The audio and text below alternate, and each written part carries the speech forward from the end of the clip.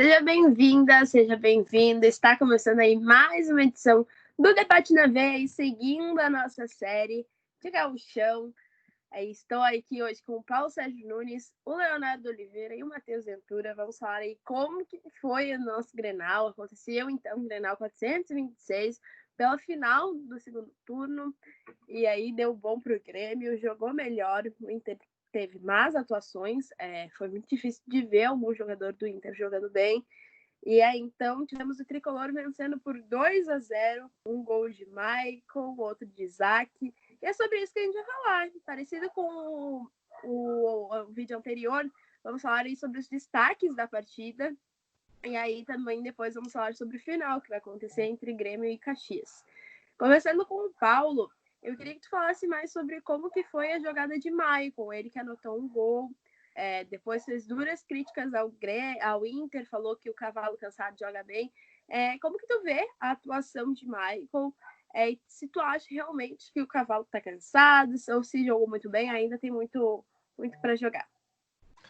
Bom, Lauren, o Michael teve uma atuação importante ontem. Eu acho que ele tem um carinho muito grande da torcida, porque ele é um jogador que tem uma entrega, principalmente nos clássicos grenais. Ele é um jogador muito importante no meio-campo do Grêmio, tem 34 anos, tem uma idade um pouco avançada, mas de qualquer forma ele tem uma função muito interessante que é de liderança no meio-campo. Então ele consegue não só movimentar o meio-campo do Grêmio com bons passes, ele consegue também orientar os companheiros de meio-campo quando as coisas não estão saindo muito bem. Então, funcionaria como uma espécie de auxiliar do Renato dentro de campo. Não é à toa que ele foi capitão do Grêmio por bastante tempo.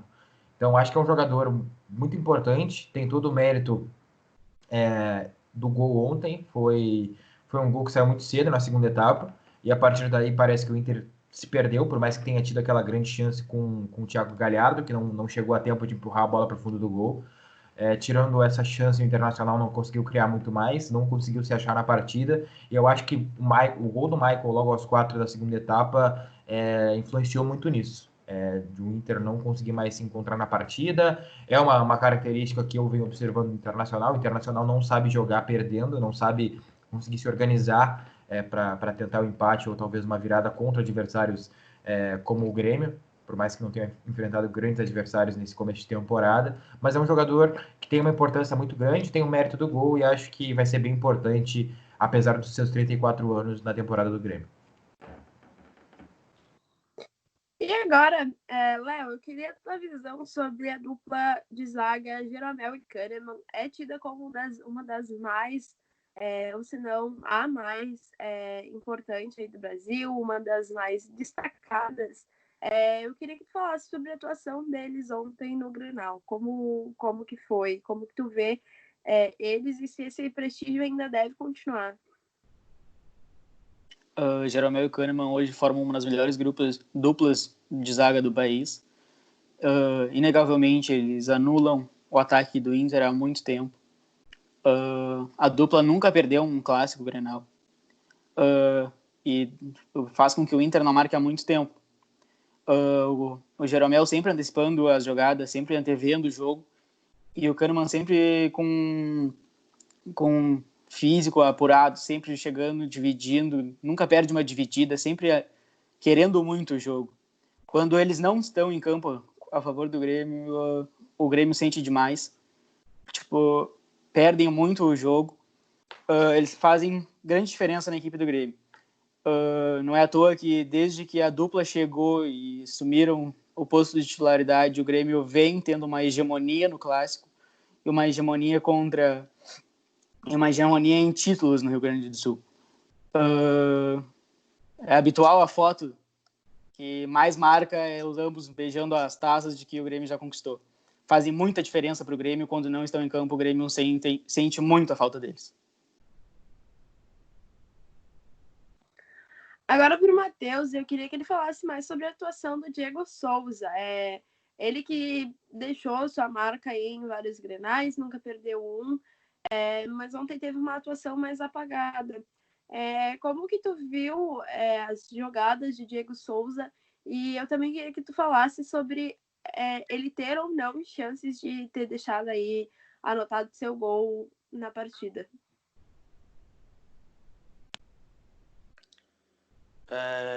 O Diego Souza ontem teve uma partida um pouco mais apagada, né? Mas ele foi importante em alguns momentos.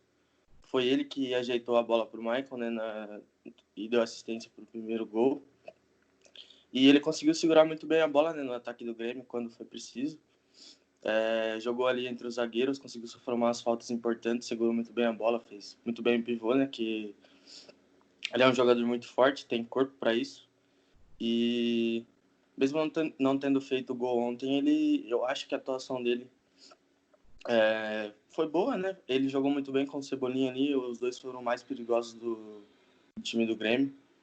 E só faltou o gol para ele, né? Mas agora ele vai terminar o campeonato como artilheiro, né? Isolado, com 8 gols, já que o Galhardo ontem acabou não conseguindo fazer o gol.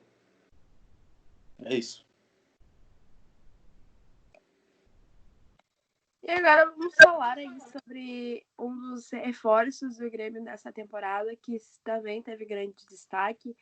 Só para frisar que depois a gente fala sobre a expulsão dele, mas agora eu queria que o Paulo falasse mais sobre como que foi a partida de Orejuela, ele que chegou a um preço bom para o Grêmio, depois, né, do Cruzeiro cair para a Série B. Como que tu viu ontem a atuação do colombiano aí? Bom, o Orejuela é um jogador que, como tu bem dissesse, foi uma boa sacada do departamento de futebol do Grêmio, não só pela questão financeira, mas pelo estilo de jogo, pelo que ele pode entregar. É um lateral de uma qualidade muito grande. Na minha opinião, foi um dos principais jogadores, se não o principal, em relação à criação de jogadas e tentativas e construção de jogadas pelas laterais. Foi muito bem o Orejuela, fez com que o Moisés tenha algumas dificuldades para marcá-lo, digamos assim, e a gente, inclusive, percebeu que o Moisés acabou prejudicando, digamos assim, a atuação internacional, para dizer o mínimo. E acho que é um jogador muito interessante, por mais que o Grêmio também tenha o Victor Ferraz, que veio do Santos, são dois jogadores de muita qualidade, tem como principal característica o apoio ofensivo. Então, acho que o Grêmio está muito bem servido nessas posições, assim como também está na lateral esquerda, com destaque para o Guilherme Guedes, que é jovem e acho que vai ser muito interessante, vai ser um bom substituto para o Bruno Cortes, que ontem também foi bem, ele que acabou contraindo Covid-19, conseguiu se recuperar a tempo, inclusive participar da final de ontem, mas vejo o Orejuela não somente ontem, mas também na última partida contra a equipe do Novo Hamburgo muito bem, e acho que está se encaminhando para uma possível titularidade na lateral esquerda. Direita, perdão. Agora, o Léo, eu queria que tu falasse mais sobre a atuação de Jean-Pierre. Tivemos esses dias, né, depois do jogo contra o Novo Hamburgo, ele foi muito criticado pelas suas atuações, e com isso fez com que ele não ficasse muito feliz, então apagasse as suas fotos no Instagram com o Grêmio. Então, ontem como que ele estava na tua visão? Se ele conseguiu, né, recuperar, e se ele merece aí continuar tendo cada vez mais rodagem no Grêmio? Como que tu vê aí a atuação de Jean-Pierre? É inegável que o Jean-Pierre não está bem e não vem bem desde a lesão. Ele era um dos principais destaques do Grêmio ano passado, antes da lesão.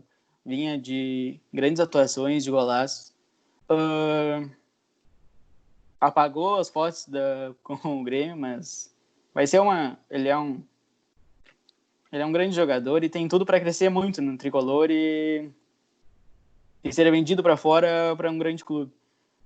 Porém, desde a lesão, não vem tendo grandes apresentações, ainda mais na partida da semifinal diante de Novo Hamburgo, depois daquele áudio vazado no Renato xingando ele, apagou todas essas fotos. Se não me engano, já postou foto de novo com o Grêmio, já está encuerando. Nada que uma taça não faça, né? Que já dá um ânimo no vestiário. Mas tem tudo para seguir, logo que Thiago Neves o investimento que o Grêmio fez não teve nenhum retorno e até agora mal entrou em campo e acumula algumas lesões. E o Grêmio deve apostar em Jean-Pierre, é um grande armador e tem tudo para dar certo. Agora do Matheus, eu queria que ele falasse mais sobre como jogou Everton Cebolinha. E também vale destacar que há uma negociação já avançada, ainda não foi fechado o contrato, do Everton Cebolinha com o Benfica. E até ele falou depois em coletiva que este poderia ter sido o último jogo dele pelo Grêmio. Como que tu viu que jogou o Cebolinha? E vale ressaltar também que em 17 jogos o Cebolinha marcou apenas de Grenal, ele marcou apenas um gol. Tu acha que esse prestígio dele, pelo menos em Grenais, consegue ser abalado por apenas ter marcado um gol na carreira? Ou o Cebolinha ele é ídolo do Grêmio e vai continuar assim, marcando ou um ou vários gols? Eu acho que se essa partida ter sido a última do Cebolinha, eu acho que realmente ele saiu no momento certo. Ele acaba saindo como ídolo, né? Ganhou, eu vejo, na minha opinião, ganhou Libertadores, ganhou a Copa do Brasil, ganhou vários gauchões. E já são, desde 2018, né? O Inter não ganha do Grêmio. E acabou, o Everton Cebolinha participou desses jogos, né? E ele acabou ajudando ao Grêmio conquistar essa hegemonia de clássicos em cima do Inter, né? Ontem ele fez uma partida muito boa, participou das 2 jogadas dos gols. Foi ele que fez o cruzamento para o Diego Souza escorar a bola para o Maicon. Foi ele que fez o cruzamento pro Isaac, né? Que o Moisés acabou falhando e entregou a bola no pé do Isaac. E ele também foi muito perigoso ali pelo lado esquerdo do campo no primeiro tempo. E eu acho que se ele realmente, essa negociação para o Benfica se concretizar, ele provavelmente deve ter saído no momento certo. Jogou muito pelo Grêmio. E, na minha opinião, ele é um ídolo do Grêmio. Aproveitando já o gancho que o Matheus nos deu aí, agora a gente vai parar um pouquinho do Grêmio e partir para o Inter, que não teve atuações muito boas, e começando com o Moisés. Paulo, Moisés entregou bons lances e o Grêmio se aproveitou das mesmas. Então, eu queria que tu falasse como que foi a atuação do lateral e como que tu viu aí essa entrega de gols que o Moisés fez, esses vacilos que ele deu. Bom, Lauren, vale lembrar que o Moisés ele foi um pedido do Eduardo Cudê, que gosta muito do setor ofensivo praticado pelos laterais, como uma espécie de pontas, mas não vem rendendo. Ele não rendeu nas últimas partidas, não acho que seja um jogador que tenha qualidade técnica para exercer essa condição.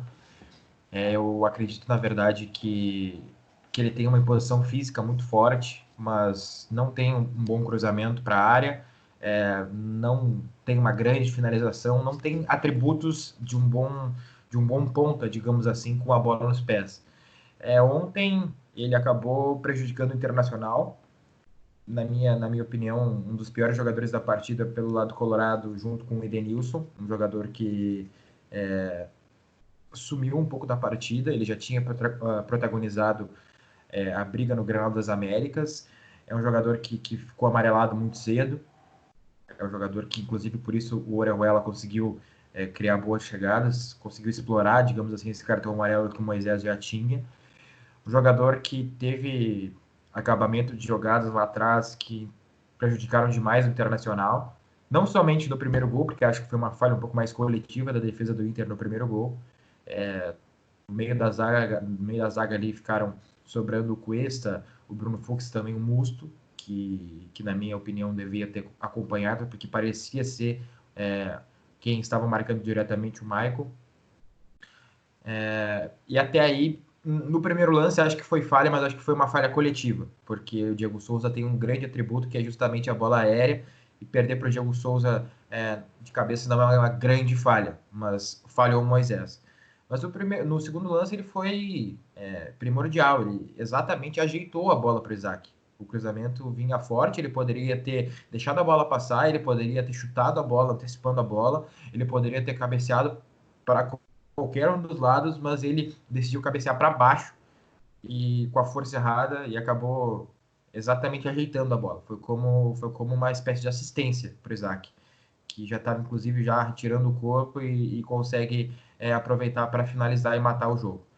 É um jogador que prejudicou bastante, é um jogador que não passa segurança defensiva, não tem conseguido exercer a posição, a função, na verdade, de ponta, não tem conseguido exercer essa função ofensiva que o Kudê tanto gosta. Eu, sinceramente, acho que hoje é a posição em que o Inter tem uma carência muito grande de jogadores. Por mais que tenha 3 jogadores para essa posição, 4 agora com o Léo Borges, que veio da base, inclusive vendeu o jovem Eric há pouco tempo para o futebol estrangeiro. Acho que o Inter está muito carente nessa posição na lateral esquerda e vai ter que rever alguns conceitos com o Moisés para o resto da temporada. Outra situação que eu acho que a gente deveria falar é sobre o Rodinei. Ele deu aí uma bomba no primeiro tempo, quase marcando o primeiro gol da partida. Léo, como que tu vê a atuação do nosso outro lateral? E se Saravia fez falta para a partida, o Rodinei chamou a responsabilidade para si e fez uma boa partida. Na minha visão, o Rodinei foi um dos principais destaques do Inter na partida. Na verdade, um dos poucos destaques do Inter na partida. Logo que foi um ponto de ofensividade no Inter. Foi onde saiu, acho que, uma das melhores chances de ataque do Colorado. Entretanto, defensivamente, segue mal. O Everton fez o que quis pelo lado esquerdo do ataque gremista. Então, Saravia não fez falta, porque não vem fazendo grandes exibições, mas Rodinei teve algumas chances no ataque e foi perigoso, mas defensivamente deixou muito a desejar. A lateral direita colorada segue em aberto. Ambos têm muito a demonstrar ainda para ver quem vai ser o verdadeiro titular na sequência do Campeonato Brasileiro, Copa do Brasil e Libertadores.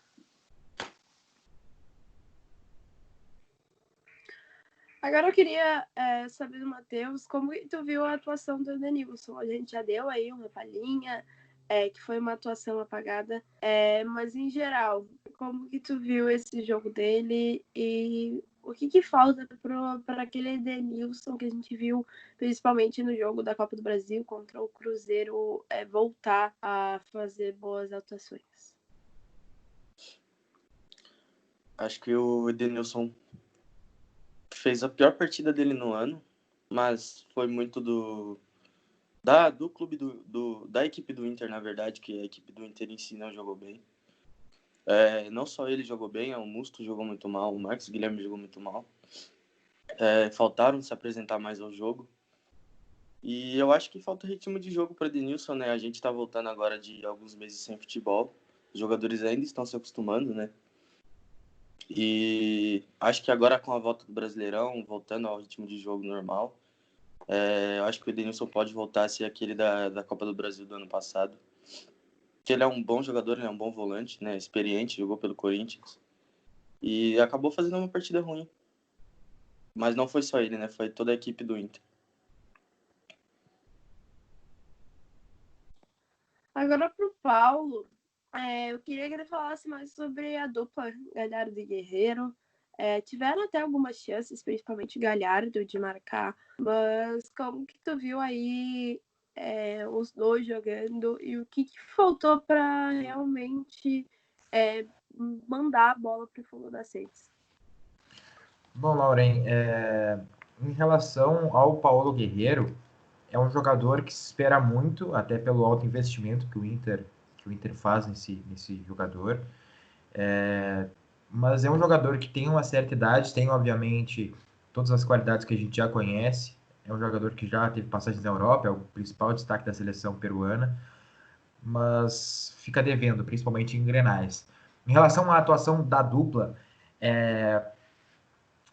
foram abaixo. Acho até que essa questão de terem ido abaixo se deve pela questão da qualidade dos marcadores e também pela falta de suporte, digamos assim, dos meio-campistas.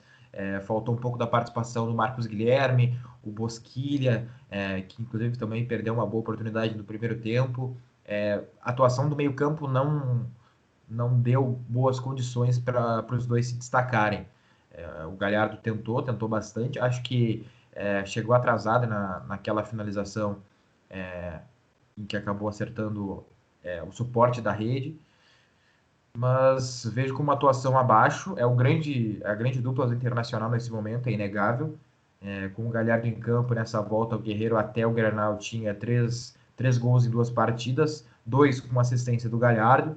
Então, são jogadores importantes. Eu não sou daqueles que perdem e acham que tudo está errado. Tem muitas coisas erradas no Internacional, isso é um fato. E a gente vai falar mais sobre isso em relação principalmente à base. Mas eu acho que hoje são 2 das peças muito importantes que vão fazer a diferença para o Internacional, por mais que eu ainda seja um pouco crítico dos valores que se depositam no Guerreiro, que é um jogador que já tem 35 anos, que não tem mais chance de revenda, e é um jogador que muito provavelmente vai encerrar a carreira no Internacional ou vai sair no final do contrato. Tem uma chance muito pequena do Guerreiro ser comercializado, digamos assim, pelo Inter e algum clube que pague o que o Inter paga ao Guerreiro. Então, tem uma crítica em relação ao modelo do negócio, acho que prejudica o clube, tranca a passagem de alguns jovens, mas de qualquer forma, eu acho que é um jogador que tem suas qualidades e vai desempenhar e marcar muitos gols pelo Inter ainda. Agora, outra contratação desse ano, e esse que eu acho que é um dos mais criticados, se não o mais criticado, Damian Musto. Léo, como que tu viu a atuação do Musto nesse jogo? Ele não levou cartão amarelo, surpreendendo a todos, porque tivemos bastante cartões amarelos nesse jogo, principalmente para o Internacional, principalmente no início da partida. Então, Léo, como que tu viu a jogada e a atuação de Musto? Eu também já queria que tu juntasse com o fato do Kudê não ter colocado o D'Alessandro em campo. Tu acha que a permanência do Musto em campo prejudicou aí uma possível entrada do D'Alessandro? Como que tu vê esses aspectos? O Musto veio para o Inter como alguém que saiba como o Kudê gosta de jogar. Ele joga bem atrás dos 2 zagueiros quando o Inter está com a bola e na frente da zaga quando o Inter está sendo atacado. Ele tomou um cartão amarelo na cotovelada contra o Diego Souza no segundo tempo, que na verdade era para ter sido expulso, mais uma vez expulso em Clássico Grenal. Ele não tem sido nem de perto o que se achou que poderia ser e que veio para fazer no Inter. Ele é um jogador que mais bate do que agrega na partida. E ele não é um grande jogador, ele não tem capacidade de vestir a camisa do Inter, pelo menos não mostrou ainda. Logo que só bate, só agride os outros atletas adversários e não agrega em nada em qualidade, em técnica à equipe do Inter. Todas as partidas é um pavor para os colorados, logo que é sempre cartão amarelo, cartão vermelho, sempre falta, pênalti. Ele é um jogador irresponsável em relação, comete faltas infantis e acaba pecando muito e prejudicando a equipe do Inter. A solução não está também no Rodrigo Lindoso, o outro reserva que estava no banco. Porém, Rodrigo Dourado, que seria a substituição, está sendo preservado, não se sabe o que está em fase de recuperação ainda, mas tem que mudar e deu de Musto para o Inter porque só prejudica.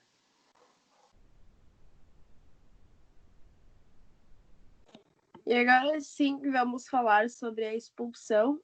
Foi um lance que pouquíssimas pessoas entenderam o que aconteceu, mas aí resultou na expulsão do Orejuela pelo lado do Grêmio e do Patrick pelo lado do Inter. Primeiro, Matheus, como que tu viu aí o lance que gerou essa expulsão? Se tu puder explicar mais o que aconteceu, seria bem legal, porque poucas pessoas realmente entenderam. Aconteceu logo após um dos gols.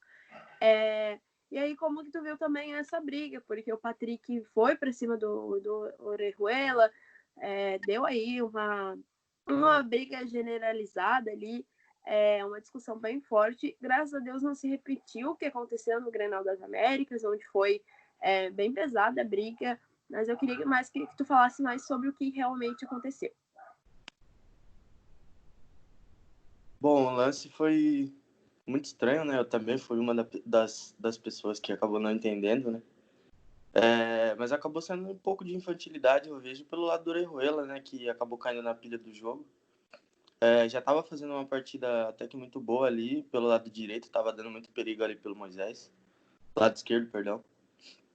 E tava jogando muito bem, mas acabou sendo ofuscado pela essa expulsão, né? O Patrick entrou, mas também não conseguiu ter tempo de mostrar algum futebol. E foi uma expulsão um pouco infantil, eu vejo, pelo lado de ambos os jogadores.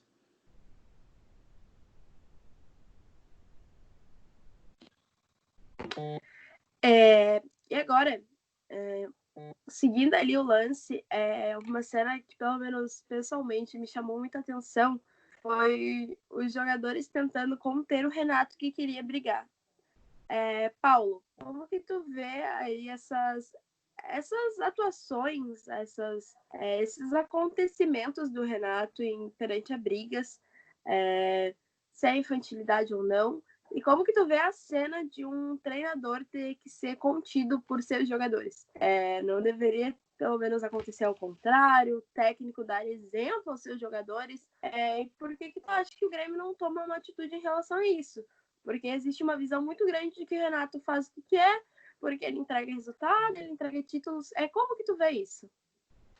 Bom, Lauren, eu particularmente não gosto muito dessas atitudes, mas acho que o Grêmio não deve tomar grandes medidas, digamos assim, para repreender o Renato. Eu acho que o Renato, nesse contexto de os jogadores virem acalmá-lo, é uma excepcionalidade, porque o Renato Portaluppi tem uma identificação muito grande com o Grêmio, é do perfil dele, sempre foi, desde jogador, ser uma pessoa muito explosiva, que não tem medo de falar, que não tem medo de ir para cima. Ele, inclusive, tem um episódio que quando o jogador que vai para cima dos torcedores que criticam ele. Então, é uma pessoa muito explosiva e que é muito emocional, um pouco racional, não é uma pessoa muito tranquila. Eu lembro, inclusive, o D'Alessandro, pelo outro lado. Eu, sinceramente, não entendi muito bem a briga, não entendi qual era exatamente a intenção do Renato, que não fez isso, por exemplo, no Grenal das Américas, mas provavelmente tenha ficado revoltado. Acredito que não pega muito bem, mas acho que não vai ter um efeito tão negativo no elenco do Grêmio, porque além de estar acostumado com algumas atitudes um pouco mais fortes, digamos assim, do Renato Portaluppi, ele tem essa questão toda do resultado, né? Ele tem a questão das conquistas, de ter tirado o Grêmio da fila de 15 anos. Acho que é um técnico que tem uma moral muito grande, principalmente com a atual gestão. Então, eu sinceramente não compactuo, não acho que está certo, mas acredito que o Renato seja uma excepcionalidade, digamos assim, nesse sentido, e acho que não vai ser punido, que não vai ter, não vai sofrer muitas represálias, digamos assim, da direção, da gestão do Grêmio. Seguindo o assunto do Renato, mas já indo para outro aspecto, ele é um dos técnicos, se eu não me engano, acho que a cada semestre ele traz 2 jogadores muito bons da base, né?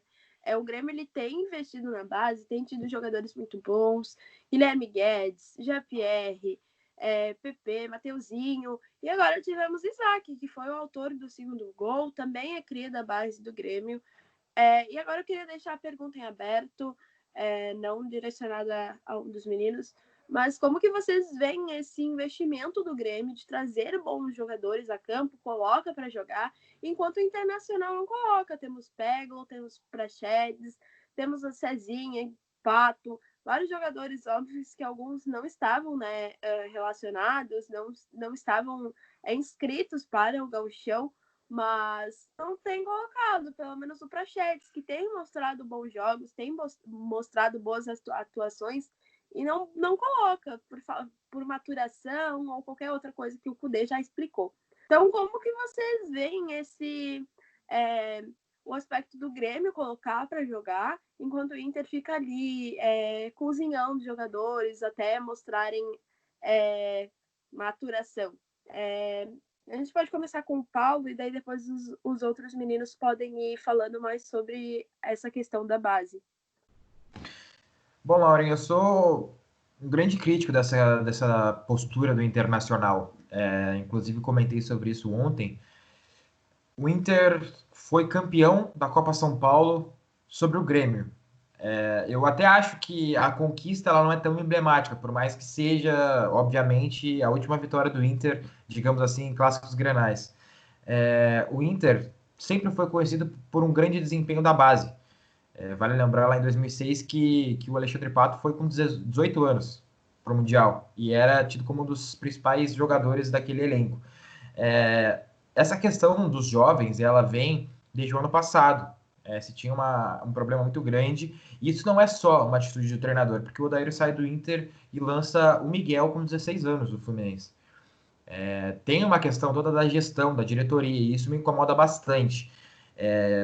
Tem uma declaração, para não fugir muito do assunto, do Vanderlei Luxemburgo, que fala sobre o Gabriel Menino, talvez, um volante, ou Patrick de Paula, é um dos dois jogadores bem jovens que dizem que eles não têm que ter medo de futebol, porque eles vêm de um contexto, de uma vida, de uma realidade muito diferente. E acho que falta um pouco dessa atualização, digamos assim, da gestão internacional, porque em todos os clubes a gente viu grandes jogadores sendo vendidos muito cedo. A gente viu clubes como Flamengo, Santos, lucrando muito em jogadores muito jovens, que foram lançados cedo, que deram retorno em campo e que foram contratados pela Europa. Exemplo do Paquetá, Vinícius Júnior, Rodrigo. Então, acho que o Inter tinha que se espelhar nessa questão. Tem bons nomes, tem nomes muito promissores. O João Pego é um jogador que foi importante na conquista mundial do Brasil. O Praxedes é tido, todo mundo que acompanha os treinamentos do Inter, acompanha o futebol do Praxedes, que a gente sinceramente não conseguiu ver até o momento.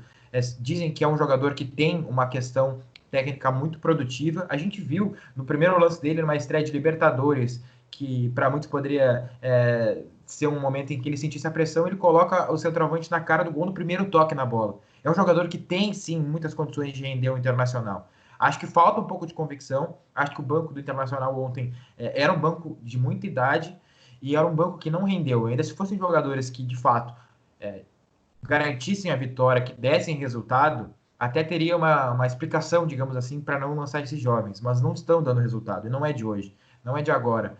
Eu acho que, principalmente nas laterais, o Inter precisa lançar jogadores novos, precisa ter novas opções, nem que sejam como realmente opções, realmente reservas, mas acho que deve ser bem frustrante para os jovens do Inter, que ontem o Alexandre Barcelos disse na coletiva que o Inter não tinha 21 jovens no elenco há muito tempo, na verdade, perdão, e eu sinceramente acho que não adianta manter eles no elenco sem dar oportunidade de jogo, sem a gente perceber como jogam, como respondem, e eu acho que isso é muito importante, falta no Internacional, e a gente sabe também que essa questão do elenco, ela se deve muito à pandemia, né? Se deve muito das questões financeiras e esse aproveitamento forçado da base, digamos assim. Mas falta esses jovens em campo e acho que vão render bastante para o Internacional ao longo da temporada por necessidade. Léo, eu só queria que tu falasse também, mas puxasse agora um pouquinho mais pro lado do Grêmio. Como que tu vê essa utilização do Renato? E os feitos que tem rendido, porque são jogadores que estão chamando muita atenção. Em questão de base, eu vejo o Grêmio colocando mais jogadores logo que tem um estilo de jogo há mais tempo implantado. Já vai há 4 anos no Renato, acho que 4 anos no Renato no Grêmio. Já é um estilo de jogo conhecido por todos. E eles já sabem o que fazer. Coloca e eles estão dando resultado. O Renato tem colocado cada vez mais jovens. O Guilherme Guedes é inegável que se destacou muito no Clássico Grenal, no Centenário. Jogou muito a bola. Enquanto o Inter não consegue colocar jogadores em prática.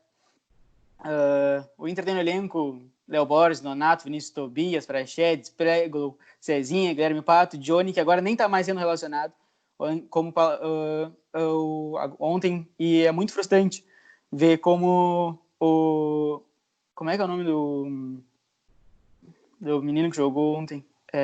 Isaac. Entrou, já foi entrando com personalidade, já foi marcando gol em Grenal e vai destruindo. E aí o Inter, ontem em coletiva, falando que principalmente eu acho o Alexandre, falando como o Paulo já acrescentou, que tem 21 jogadores no elenco profissional do Inter, porém não pegam nem banco. E ver jogadores como William Potker, D'Alessandro, Rodrigo Lindoso no banco que não conseguem demonstrar e nem mudar uma partida.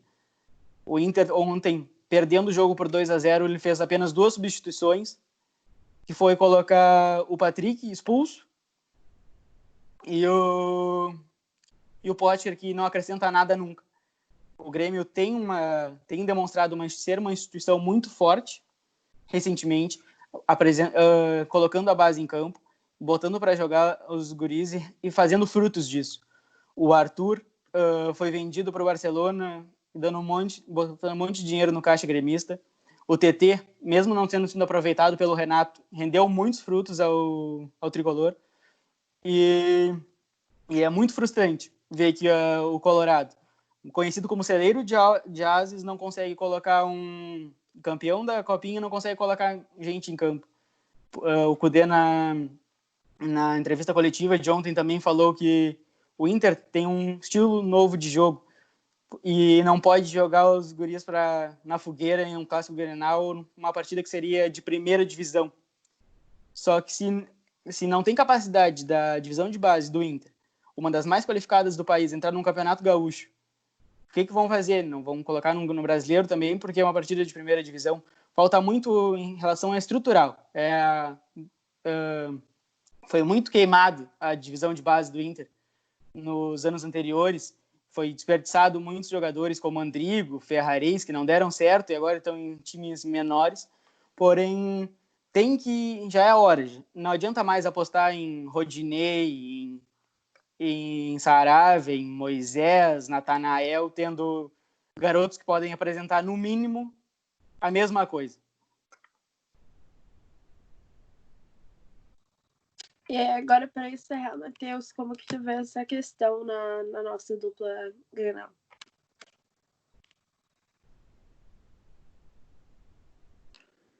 Eu acho que os meninos já comentaram bastante sobre a categoria de base das duas equipes grenais, fugindo um pouco disso, mas focando mais nessa questão da importância das categorias de base para os clubes de futebol. A gente pode pegar de exemplo, por exemplo, o Palmeiras. Como o Paulo disse, agora com a pandemia, né, o Palmeiras está tentando quebrar esse estigma de clube investidor, né, está tentando não ser ativo no mercado e está buscando soluções dentro da base, né? O Gabriel Menino, por exemplo, o Patrick de Paula são 2 jogadores, por exemplo, 2 volantes muito bons que subiram esse ano para o Palmeiras. O Patrick de Paula subiu em janeiro, em março teve o contrato renovado. O Gabriel Menino também está jogando muito bem pelo Palmeiras. E acho que as categorias de base dos clubes brasileiros tinham que ser bem mais exploradas, porque tem muitos talentos lá, né? Tem muitos bons jogadores no Palmeiras, tem muitos bons jogadores na categoria de base do Grêmio. O Everton Cebolinha, por exemplo, que agora pode deixar o clube, é também um jogador da categoria de base. E as categorias de base fazem muita diferença para as equipes. E agora, nosso último assunto eu queria, agora, né, com o Grêmio já definido como campeão do segundo turno, teremos, então, o duelo entre Grêmio e Caxias. Eu queria que os meninos falassem o que podemos esperar desse confronto e qual o palpite deles para o duelo. Começando pelo Paulo.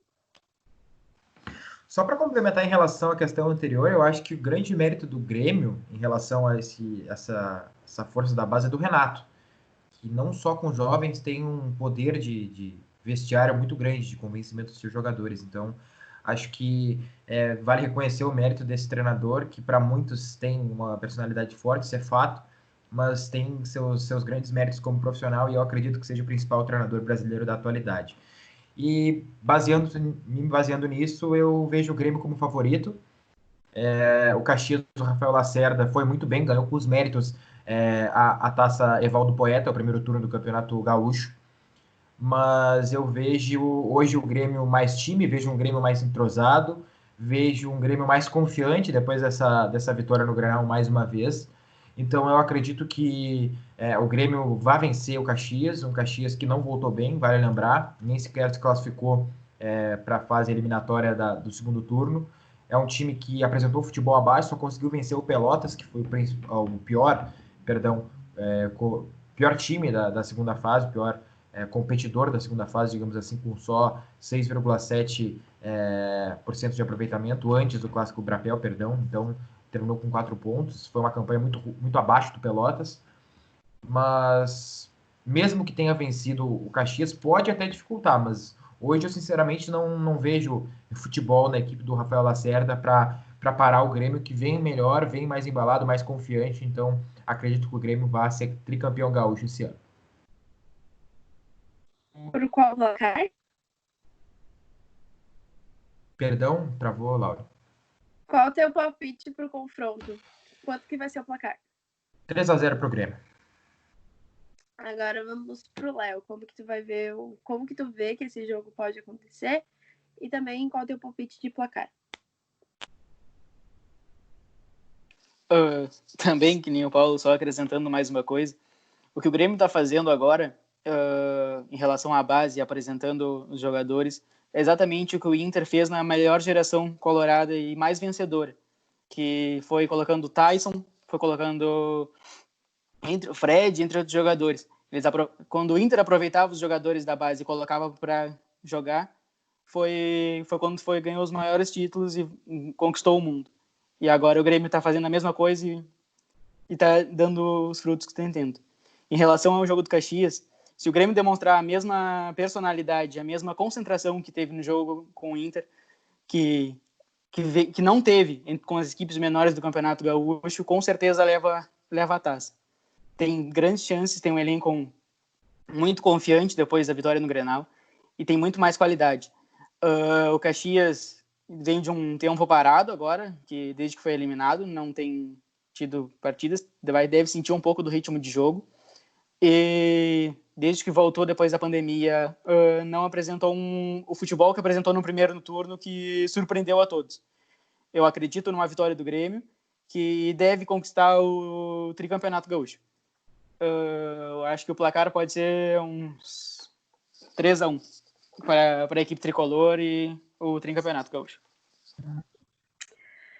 Para encerrar, então, Matheus, como que tu acha que vai ser o confronto e qual o teu palpite de placar?